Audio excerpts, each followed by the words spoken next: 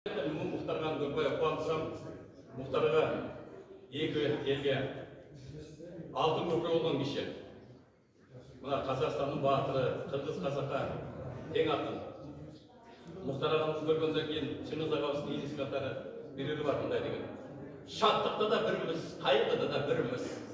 Бір тамырдан қуат алған егіз туыс гүлміз. Бірімізді екіншіміз қолдап сүйеп жүрміз. Алатауның алпысты балар болсақ, соғыстың бір қанаты қазақ та, бір қанаты қырғыз. Егісте де, өрісте де біріміз. Жеңісте де біріміз. Ынтымақ пен ізгілікті жігер ашпас шеге болып тұрмыз. Түйенің қос өркешіндей тұтасқан бір дене болып тұрмыз. Қазақ жеттім, жан бауырым қырғыз. Ермен езді жатпай адамзатқа бақ бар ма?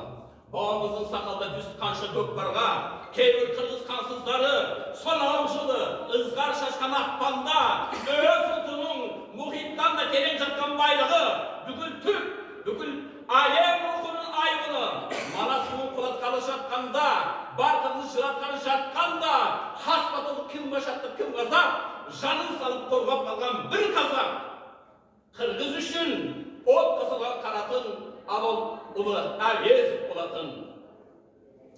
Желтоқсанда егемендің аңсап болу кең дала, тосым рет көрсеткенді қашылғаны жандала, қазақтың жасы өткеніне бүкіл әлем көрсеткені таңдала, жойқын күштер жұдырғын көрсеткені паңдала, бәрі бүгіп қалған кезде, яй бауырым қырғызым, тайсалмастан, қолдау айтқан, қорғау айтқан сен ғана.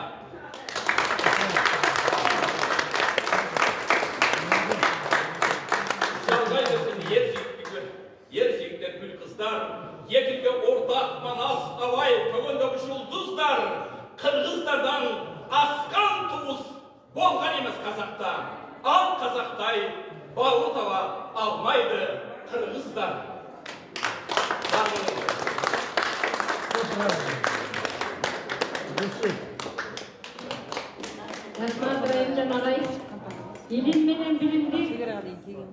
İlim menen bilimge kökülötken adamды tili деп bildi. Eliniz menen ушундай жакшынакай көркөмдүгүңүз менен артта келе жаткан ұрпакка үлгү көрсөтүп жүрө бериңиз. Элдин баарын ада жатка маданиятка тарбиялап жүрө бериңиз. Бар болуңуз агай.